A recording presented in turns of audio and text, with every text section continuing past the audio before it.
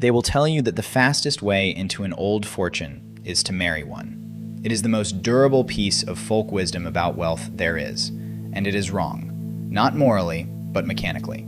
Today, I will show you exactly what moves when someone marries into a family fortune, and what never moves at all. Because the families whose money survived centuries worked this out a very long time ago, and their answer was not a feeling about loyalty, it was an arrangement, a structure built by people who were already dead, or soon would be, designed so that no living person could undo it, including the two people standing at the altar.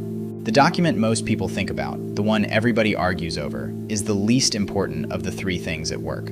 It is signed by the couple, it protects almost nothing that matters, and in the arrangements that actually held, it was often not the decisive instrument at all. What decided the outcome was written earlier, sometimes generations earlier, by someone neither of them ever met. And when this structure fails, and it does fail, in ways that have been argued in court and decided both directions, it fails for a reason that has nothing to do with how the document was written, and everything to do with how the family lived. Quick ask before we go further. If you want to understand how lasting wealth actually behaves, subscribe. It takes a second, and it is how this channel keeps reaching people who care about the difference. Let us start with the obvious answer, because almost everyone gives it, and because it is genuinely useful to understand why it is not the main event. Ask a room full of people how a wealthy family protects itself when a child marries, and you will hear one word: the agreement signed before the wedding, the contract between the two of them, setting out who brought what and who keeps what if it ends. That instrument is real. It does work. But look closely at what it is, because the shape of it tells you its limit. It is an agreement between the two people getting married. Both of them are parties to it. Both of them signed it. Both of them, in principle, could sit down and agree to change it or tear it up, or quietly let it be overtaken by how they actually arranged their lives over 20 years. Now hold that next to what the long-lasting families were actually relying on. A structure created by a third party, a father, a grandfather, occasionally a great-grandfather who had been dead for decades before the wedding was even imagined. Neither the son nor the person he married was a party to it. Neither of them signed anything. Neither of them, together or separately, no matter how much they loved each other or how badly the marriage ended, had the power to unwind it. Sit with that difference, because it is the whole architecture in one line. Another agreement between spouses can be undone by the spouses. An arrangement made by someone else cannot be undone by either of them. That is not a legal technicality. It is the entire reason the second kind survives and the first kind is negotiable. Every contract has a weak point, and the weak point of a contract is always the people who signed it. Change their circumstances, change their feelings, change their lawyers, and you can change the contract. But you cannot renegotiate with a person who is not there. You cannot appeal to a grandfather's better nature when the grandfather has been in the ground for 40 years. And notice that this has nothing to do with how carefully the contract was written. A brilliantly drafted agreement between two people is still an agreement between two people.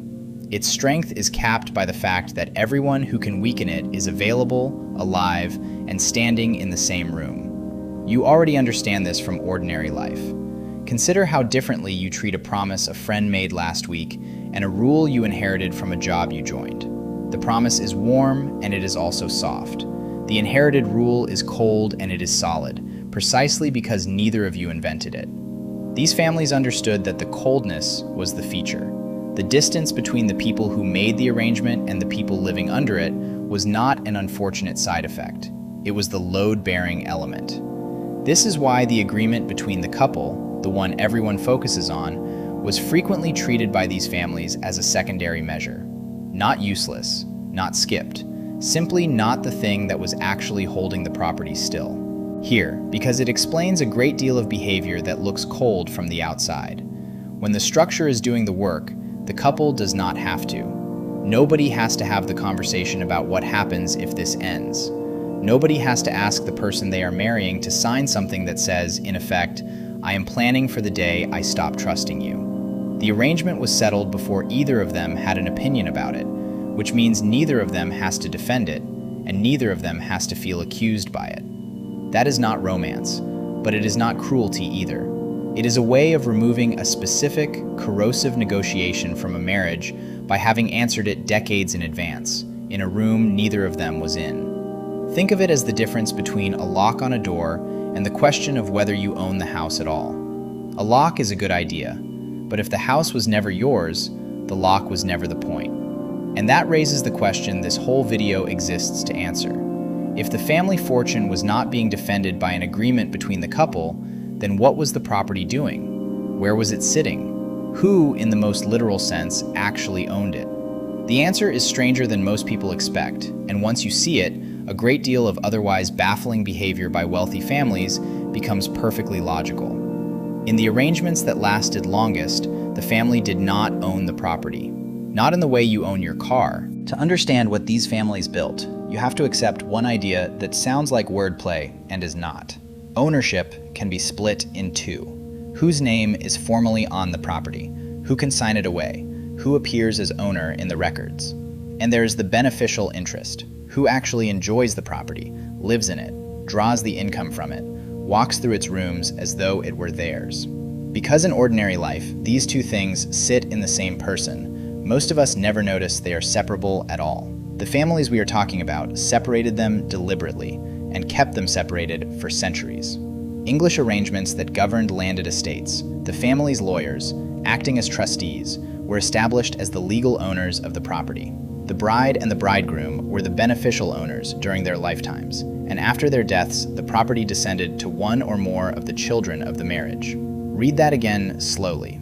The lawyers owned it. The family lived in it. The consequence of that split is the mechanism, and it is beautifully simple. Because no single member of the family ever held both the legal title and the beneficial interest at the same time, no single member of the family could sell the land. Not because selling was forbidden by some family rule that a determined heir might break. Because the person who wanted to sell did not have the thing you need in order to sell, legal title. And the people who had legal title were not free to use it for their own benefit. The person actually living on the estate held a specific status, and the name for it tells you everything. He was a tenant for life. The limitation was described. Where property is settled on a man for his life, and then on another for his life, with what follows going to that person's heirs, the man in possession, and this is the exact language, can lease or mortgage it, but only during his lifetime. He cannot sell it, because the next person expects to inherit, and therefore has an equitable interest. Think about what that means for a man standing in the middle of a great estate.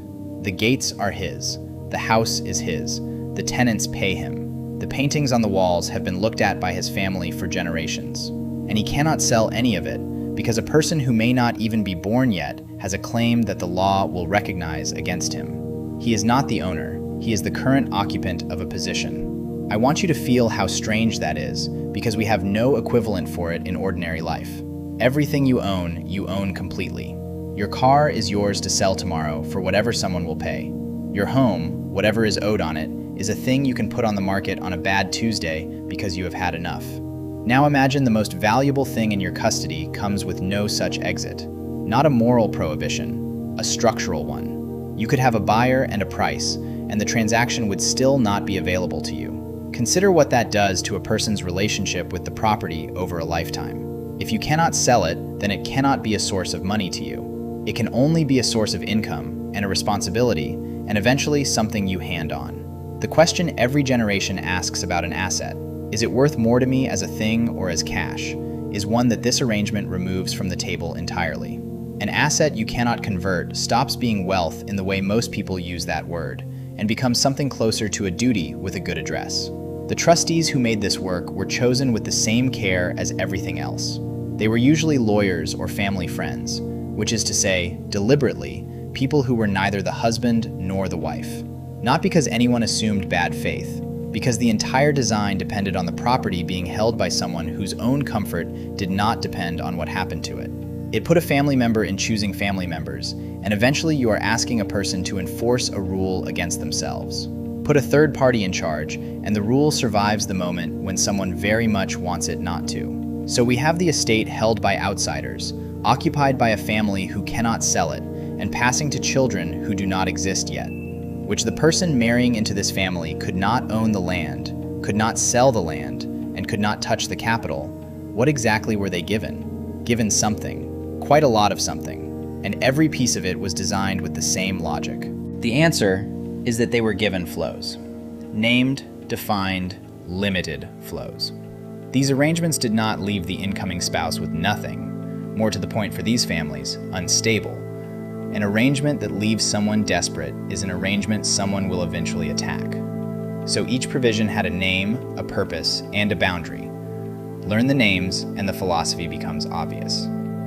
A jointure, described as a provision made by the husband's family in case the wife was widowed, to be held by her during her lifetime. Made by the husband's family, so it comes from the structure, not from him personally. Held by her during her lifetime, so it ends when she does. She is supported for as long as she lives, and then the arrangement closes cleanly behind her. Alongside that sat a right the law gave her regardless. A widow had a common law right to 1/3 of her late husband's estate.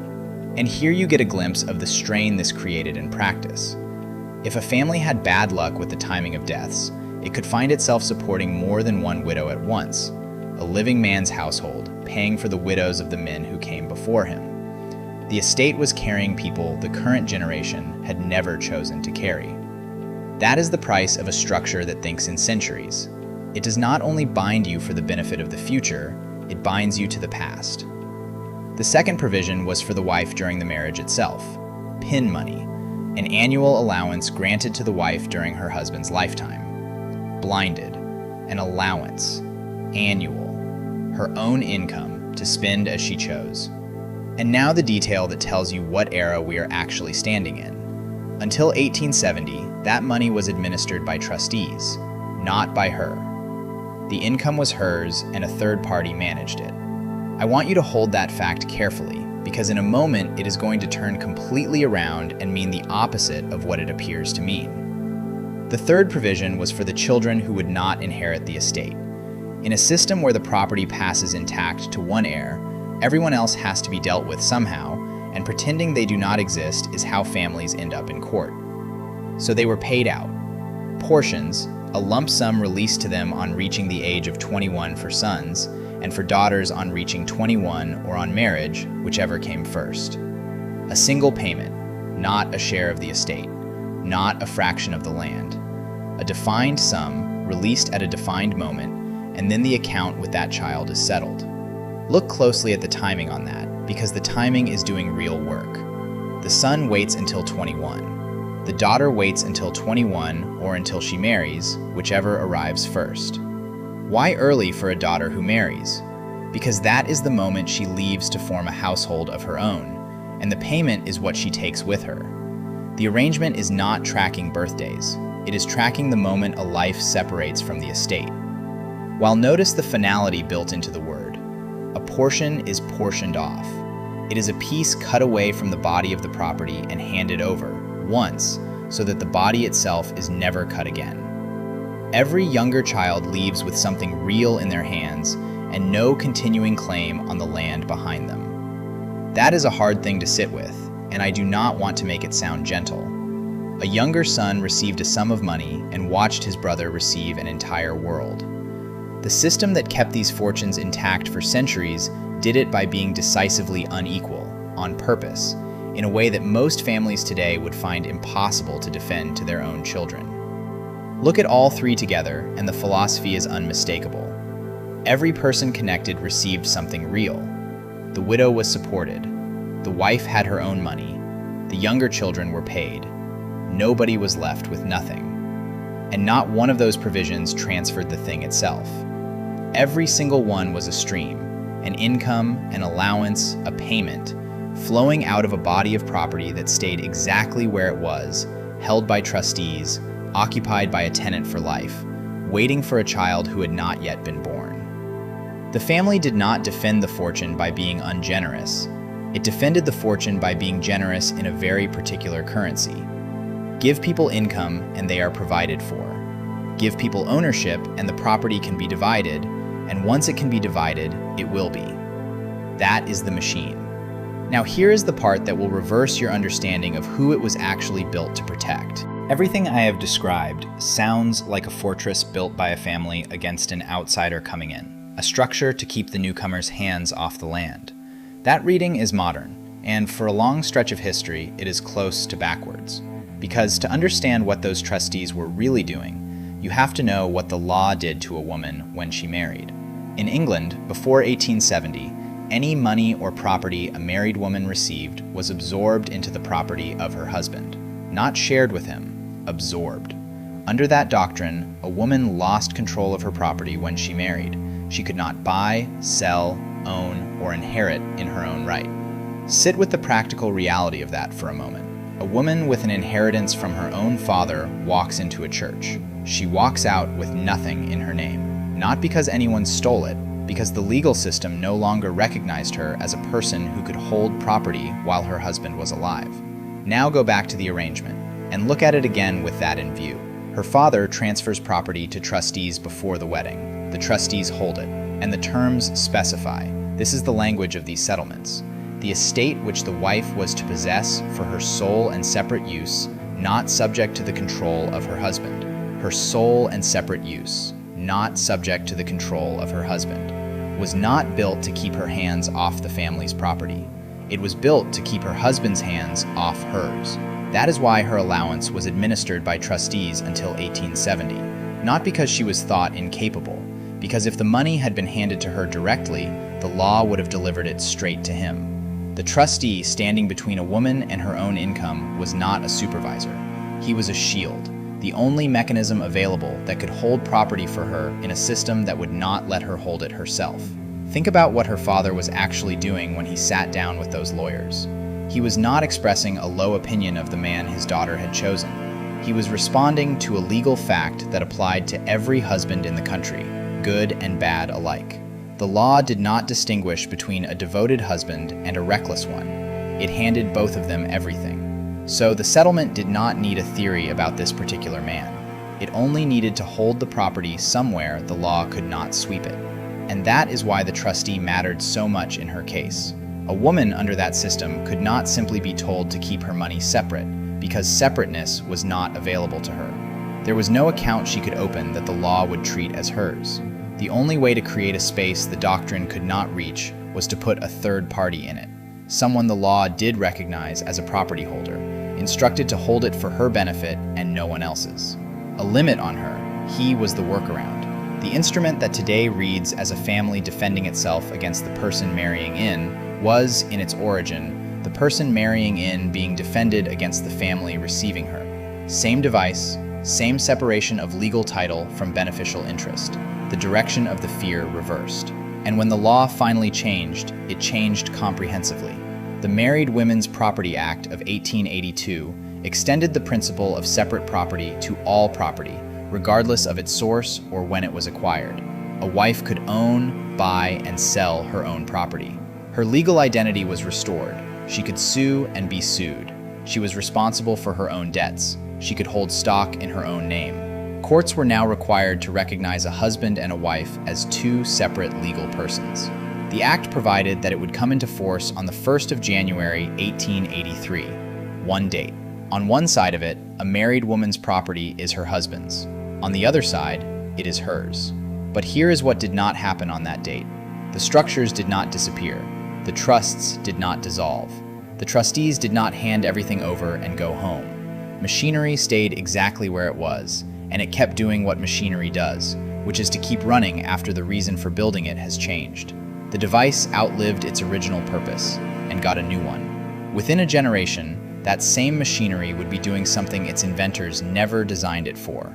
It would be handling the largest transatlantic marriages of the age, and the arithmetic of one of them shows you the mechanism more clearly than any legal definition ever could. In 1895, Consuelo Vanderbilt married the 9th Duke of Marlborough. She was the daughter of one of the largest fortunes in the United States. He held an English dukedom, and what he needed was money. It is the transaction of the era, and it has been told 1,000 times as a story about a sad bride and a cold husband. I want to tell it a different way.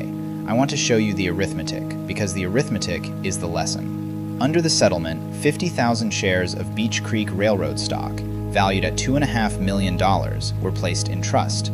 From that trust, the Duke received a guaranteed minimum annual income of $100,000. Read that once more and find the thing that is not there. The Duke did not receive 50,000 shares. The shares went into a trust. What the Duke received was a number per year. And what actually arrived in his hands was a stream. A large, reliable, guaranteed stream, but a stream. The capital that produced it went somewhere he could not reach, held under terms he had not written. Unstable Consuelo's position was arranged the same way. She had $100,000 a year during her father's lifetime, protected by a covenant guaranteeing that amount from a payment of $2.5 million from his estate after his death. She held hers as a life interest, which is to say, for her life, and then it ends. Two people joined in the most scrutinized marriage of the decade, and neither of them was handed the property. Both of them were handed income from property that stayed where it was put.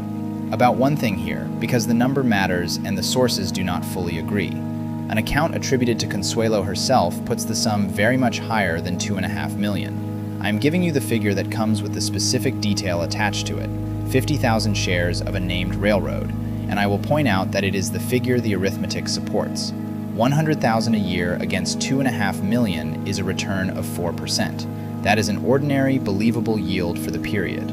Run the same guaranteed income against a figure 10 times larger, and you are describing a trust that yields almost nothing, which no one would have designed. Now watch what the structure does over time, because this is the part that ought to change how you think about it. The couple separated in 1906, 11 years into the marriage, divorced in 1921, 15 years after that, and in 1926 the marriage was annulled, declared, in effect, never to have properly existed at all. 3 separate endings: separation, divorce, annulment, 31 years from the wedding to the final one. Through one of them, the trust simply continued. The Duke received income from his trust. Consuelo held hers as a life interest. The arrangement did not care that the marriage had ended, because the arrangement had never been between the two of them in the first place. It had been made around them. This is what I meant at the very start about the document everyone focuses on. A contract between two spouses is a thing that responds to the state of the marriage. This responded to nothing. It had no opinion about whether they were happy, separated, divorced, or retrospectively unmarried. It paid out because paying out was what it was built to do. And on the question of whether that marriage was freely chosen, that has been answered, under oath, by the person best placed to know. In the annulment proceedings, Consuelo's mother Alva testified, "I forced my daughter to marry the Duke. I have always had absolute power over my daughter." The story goes that Consuelo was locked in her room, and that she wept behind her veil at the altar. Those details circulate widely, and I will not present them to you as established fact.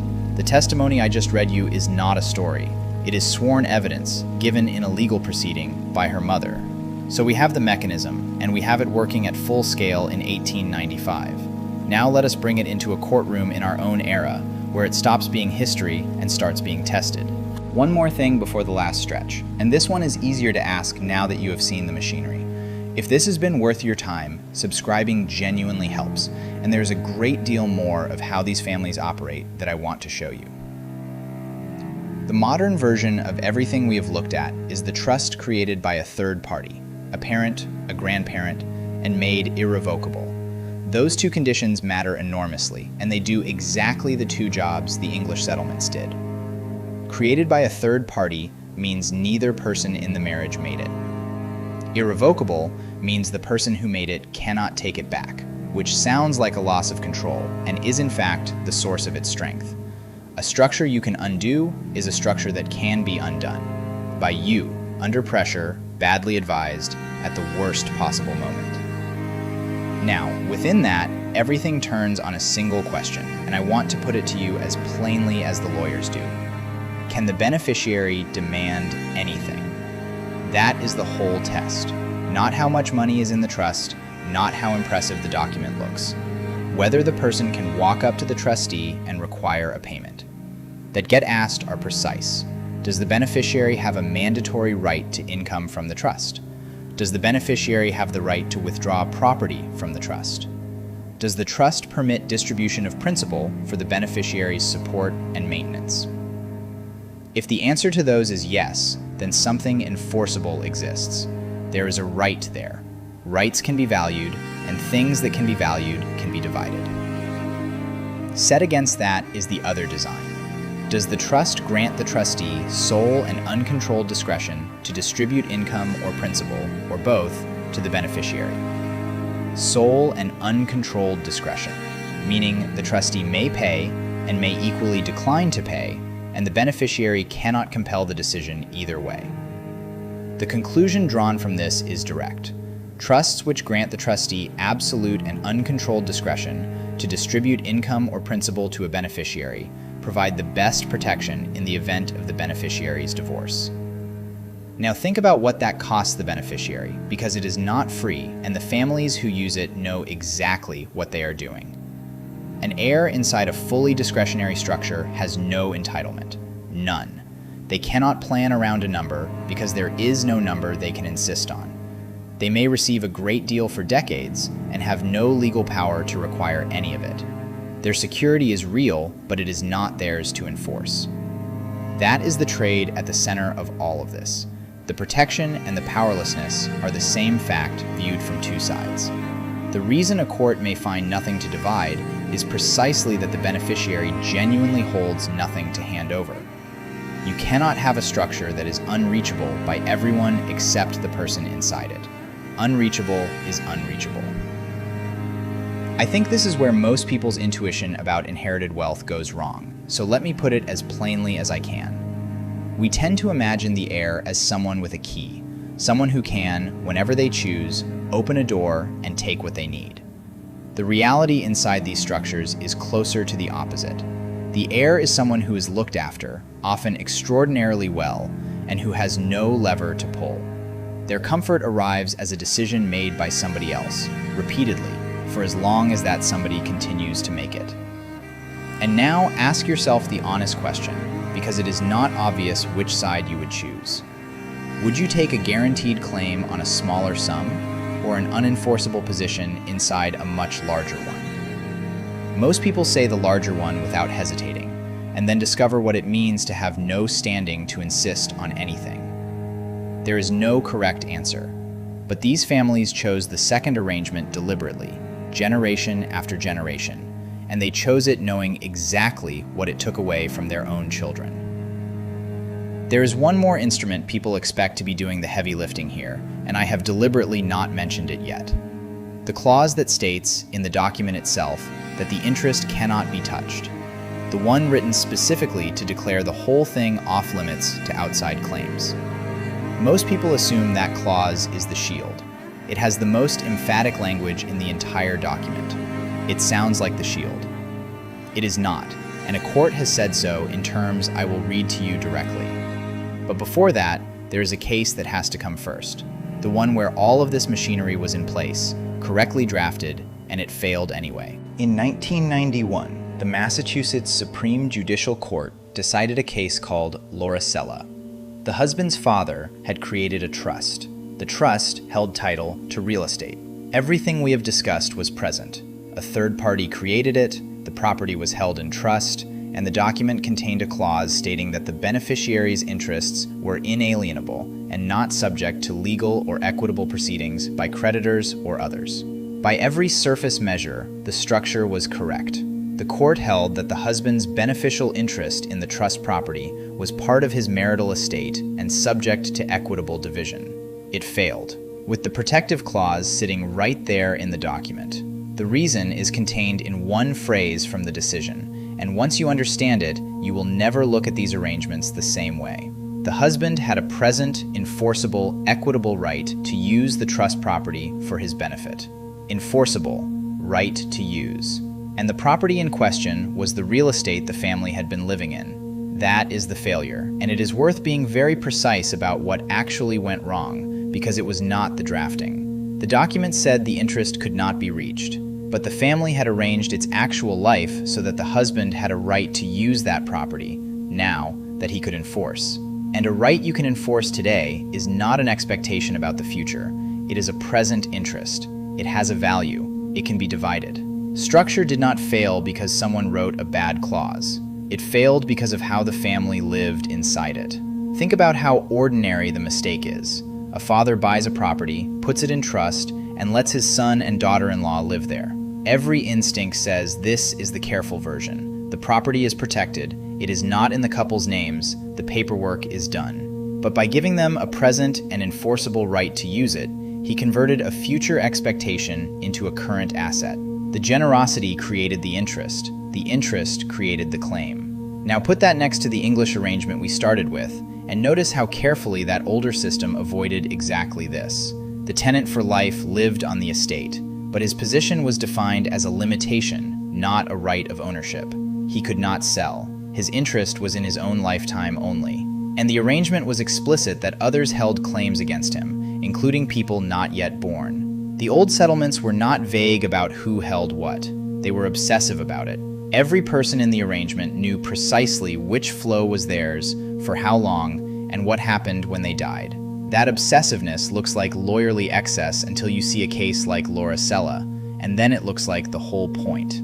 So here is the uncomfortable lesson sitting in this case, and it applies far outside the world of great fortunes.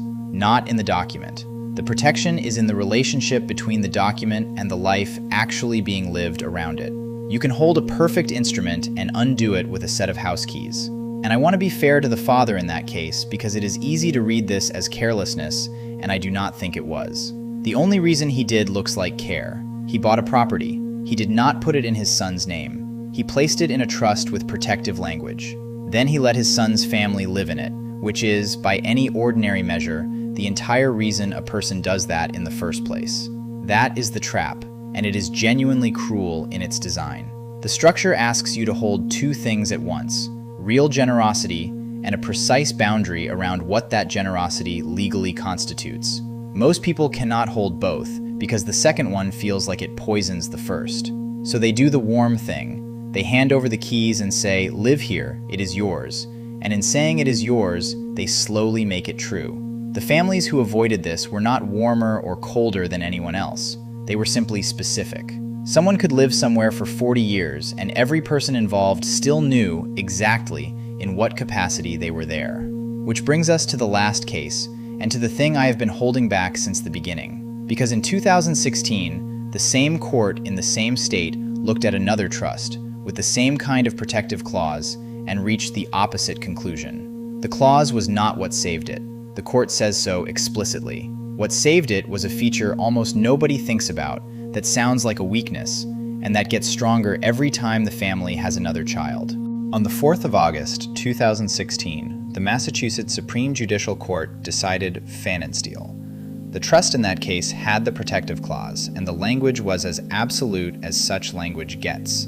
Neither the principal nor income of any trust created hereunder shall be subject to alienation, pledge, assignment, or other anticipation by the person for whom the same is intended, nor to attachment, execution, garnishment, or other seizure under any legal, equitable, or other process. Nothing was left out. Every route named and closed. And here is what the court said about that clause. A spendthrift provision alone does not bar equitable division of a trust. Alone does not bar it. The single most forceful paragraph in the entire document, the one that exists purely to say hands off, is not by itself sufficient to keep the property out of a divorce. Lauricella proved it in practice. That trust had such a clause and was divided anyway. So if the clause everyone believes in is not the shield, what is? Two things working together. The first we have already met, the trustee's discretion. The second is the one almost nobody thinks about, and it is the reason this video ends where it does. The class of beneficiaries was open. Here's the court's own definition. An open class of beneficiaries is one in which the interests of currently living beneficiaries are subject to partial reduction in favor of persons born after the creation of the trust, who, under its terms, are entitled to share as members. The class was the living descendants of the husband's father. The standard for distributions was the comfortable support, health, maintenance, welfare, and education of each or all members of that class. Now follow what that does. Every child born into that family joins the class. Every grandchild, every great-grandchild, indefinitely into the future. And each one of them, by arriving, reduces the share that any individual member can point to as their own. which produces a conclusion that runs against every instinct you have about wealth. The more heirs a family has, the less any one of them owns. Not less in the sense of a smaller slice, less in the sense that the slice stops being identifiable at all. When the trustee has uncontrolled discretion and the class of people they might pay can grow without limit, no individual can say what is theirs, because it depends on a decision that has not been made about a group whose membership is not final. And that is precisely what the court found. The husband's interest was so speculative as to constitute nothing more than an expectancy, and therefore not assignable to the marital estate. An expectancy, not property, not a share, an expectation that something might come, dependent on a trustee's future judgment about an unknown number of people. Divorce because there is nothing there to divide. Nobody owns it. That is not a loophole. It is a literal description of the situation. So here is the answer to the question this video opened with, and it took 9 blocks to earn it. What moves when someone marries into an old fortune? Income moves. Use moves. A standard of living moves, sometimes an extraordinary one. What does not move is ownership, because in the arrangements built to last, ownership was dissolved on purpose, long before the wedding, into a structure where no living person can point at a thing and say, "That is mine." The fortress was never locked, not locked. The fortress was never locked. That is the trick. There was simply nothing inside it with anybody's name on it. And now go back to the very beginning of all of this, to the lawyers in England holding the legal title while the family walked the grounds. It is the same instinct, centuries apart, in a different legal language. Separate the enjoyment from the ownership. Put the ownership somewhere no living person can act on alone. Let the family have the use of everything and the title to nothing. The English split legal title from beneficial interest and interposed trustees. The modern version hands the trustee uncontrolled discretion and lets the class stay open forever. Different machinery, identical instinct. And in both versions, what made it work was the willingness to accept a genuine loss. The tenant for life gave up the right to sell. The modern heir gives up the right to demand. Neither was tricked into it. It was the price, it was known, and it was paid. That is the part I find hardest to argue with. They were not looking for a way to have everything. They worked out what they were willing to lose in order to keep the rest, and then actually lost it, on purpose, for generations. Now let me tell you what to do with all of this, because you did not come here for a lecture on trust law, and I did not make this to give you one. Start with the honest limits. The 2 cases I have shown you were both decided in listening. The 2 cases are both trust limits. The 2 cases I decided in listening and both trust rules about dividing property in a divorce vary from one state to the next and vary far more between countries. The English arrangements were the product of a legal system that no longer works the way it did in a society that has changed beyond recognition. None of this is a template. It is a demonstration of how a particular kind of mind approaches a particular kind of problem. And I am not telling you to build anything or to sign anything or to arrange your family in any way at all. That is not what this channel does. What I want you to take is the way of thinking, because it transfers completely and it costs nothing. The first idea is the one that took us the longest to reach. Ownership and enjoyment are separable. Most people treat having something and owning something as the same fact, and they are not. These families spent centuries becoming extremely comfortable with enjoying what they did not own, living in a house they could not sell, drawing income from capital they could not touch. Ask yourself honestly, how much of what you have is about the use of a thing, and how much is about the title to it? For most of us, most of the time, the use is what we actually wanted. The second is the question that decides everything. Can anyone demand it? Young saw it decide two cases in opposite directions.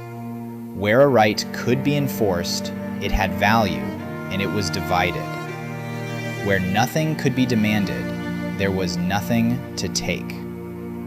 That question is worth carrying around, well outside anything legal. It is the difference between a promise and an arrangement, between someone saying they will take care of it and there being a mechanism that does.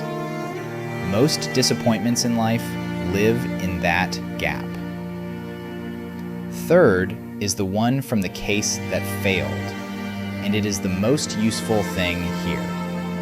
The structure did not fail because someone wrote it badly.